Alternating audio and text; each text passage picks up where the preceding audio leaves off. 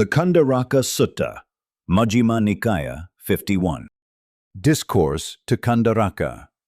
A gradual path from ethical living to liberating insight. The Blessed One was dwelling at Kampa, on the banks of the Gagara lotus pond, in the company of a large sangha of bhikkhus. On that occasion, Pesa, the elephant tamer's son, and Kandaraka, a wandering ascetic, approached the Buddha. Pesa paid homage and sat respectfully, while Kandaraka greeted the Buddha and then observed the motionless, silent bhikkhus gathered there. Seeing such stillness and harmony, Kandaraka was deeply impressed and spoke to the Buddha. "It's amazing, Master Gotama, how skillfully the mendicant sangha has been led to practice properly. Not even those perfected Buddhas of the past, nor those in the future, would lead the sangha to practice any better than you do now." This praise opens up the teaching, not as mere admiration, but as a doorway into understanding what such practice truly consists of. I am going to talk today about the meaning of this sutta, according to my present understanding, to assist you in walking on the Noble Eightfold Path. The Buddha's affirmation and clarification. The Buddha confirmed Kandaraka's observation.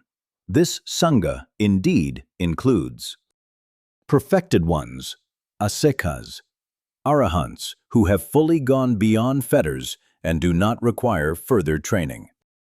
Trainees, sekhas, those still progressing on the path who cultivate ethical living, restraint, mindfulness, and deep meditative awareness.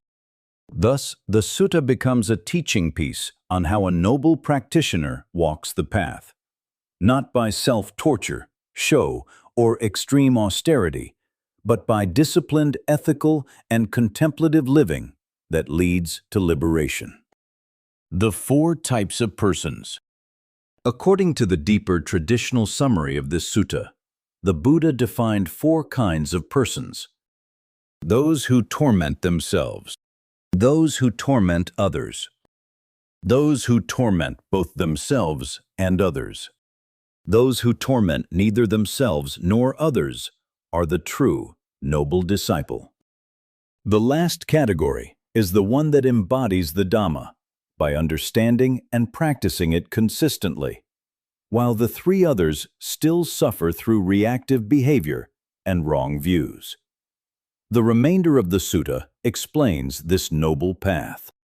The three others still suffer through reactive behavior and wrong views refers to those who have not yet trained the mind through the Noble Eightfold Path.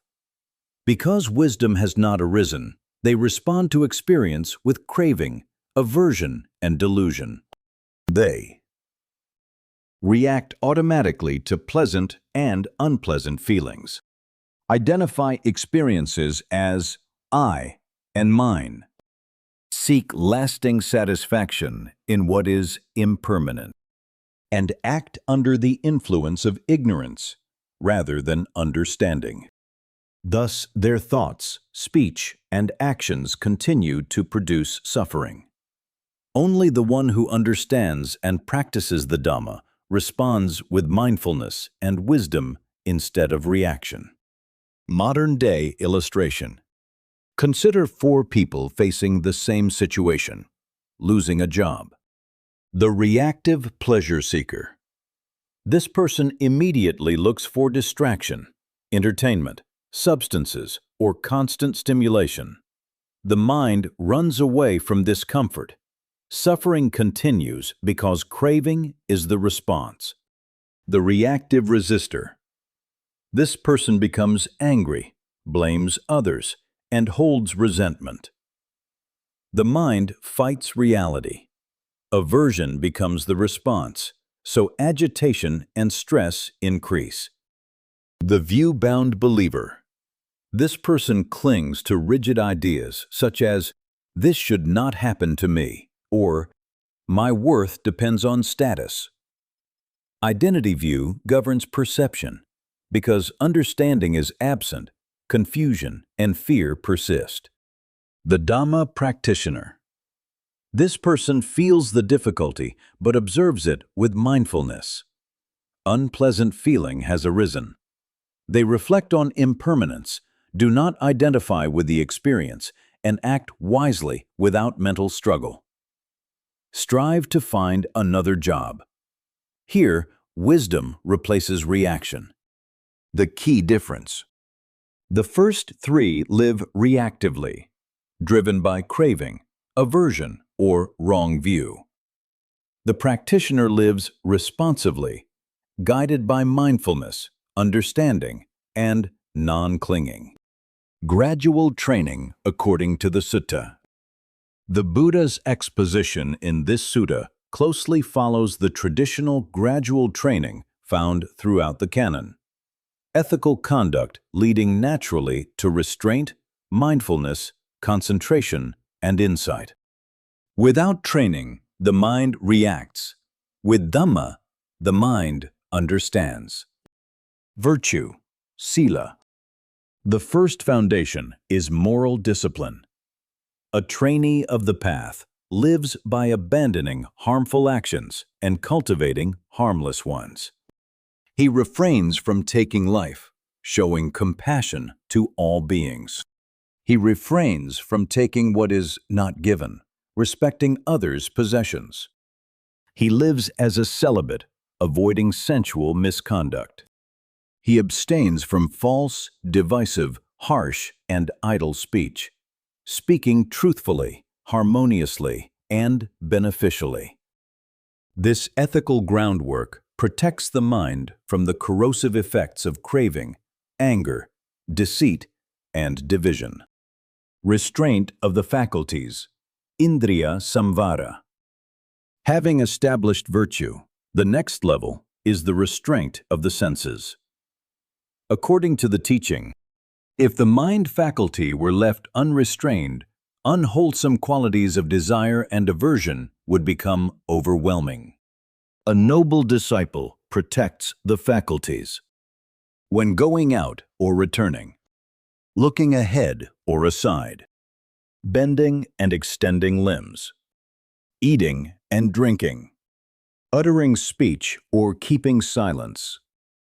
This moment-to-moment restraint guards the mind from reactive impulses and emotional grasping.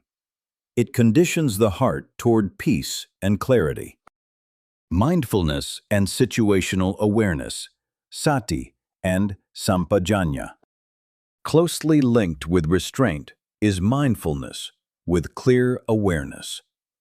The monk practices, aware of the body in the body, aware of feelings in feelings, aware of the mind in the mind, aware of dhammas, mental qualities, in dhammas. This fourfold awareness, the classic satipatthana, is the very heart of contemplative training. It allows the meditator to see experience as it is, without clinging or aversion.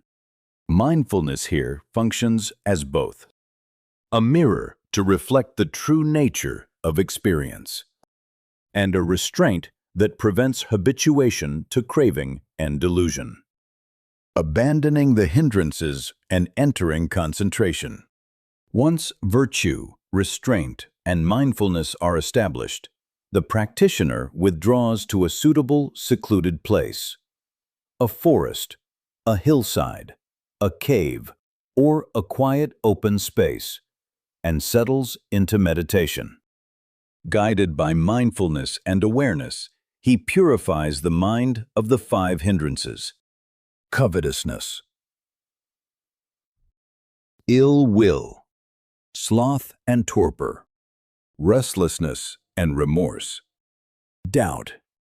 When these are abandoned, the mind grows cohesive and stable, entering deep concentration, jhana. This is not escaping the world, but purifying the physiology and psychology of experience. The jhanas, power of samadhi.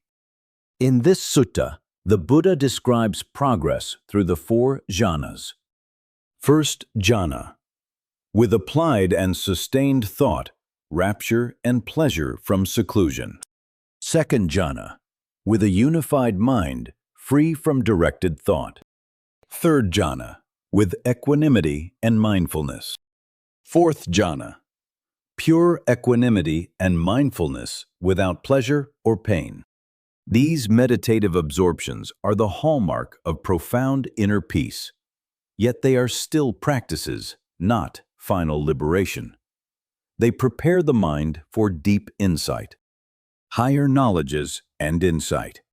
With a mind thus unified and purified, the practitioner can develop higher knowledges, memory of past lives, knowledge of rebirth and the experience of other beings, insight into the nature of body-mind and the cessation of suffering. These are traditional supernormal knowledges, abhinya, that confirm the workings of karma and the conditioned nature of existence. More importantly, they lead the practitioner toward liberation through direct insight into the Four Noble Truths. Summary: a path that liberates. The Kandaraka Sutta shows not mere theory, but a complete and verifiable path. Virtue, ethical living, anchors the mind. Restraint, guarding the senses and faculties. Mindfulness, continuous awareness of body, feelings, mind, and phenomena. Concentration, peaceful, unified awareness. Wisdom, direct insight into experience, leading to liberation. Each stage supports and deepens the next. None is separate from the whole. The teaching in everyday life. Even for lay practitioners, this sutta offers profound guidance.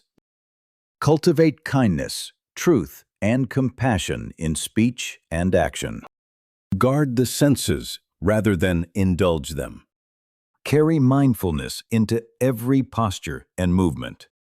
Calm the mind through meditation rooted in awareness.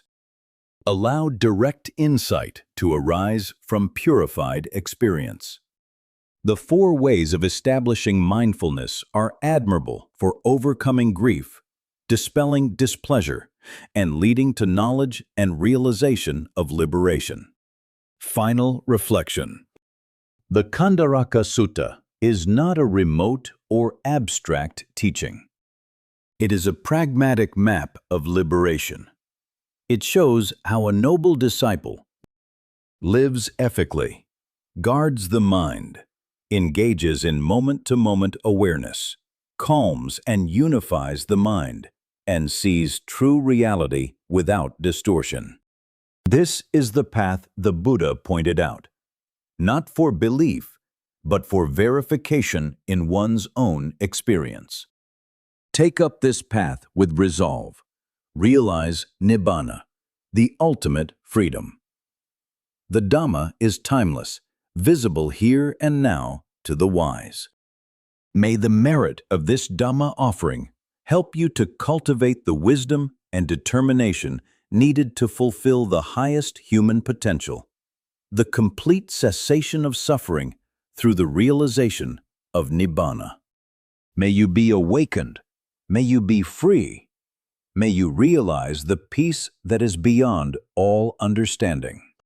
Sadhu, sadhu, sadhu.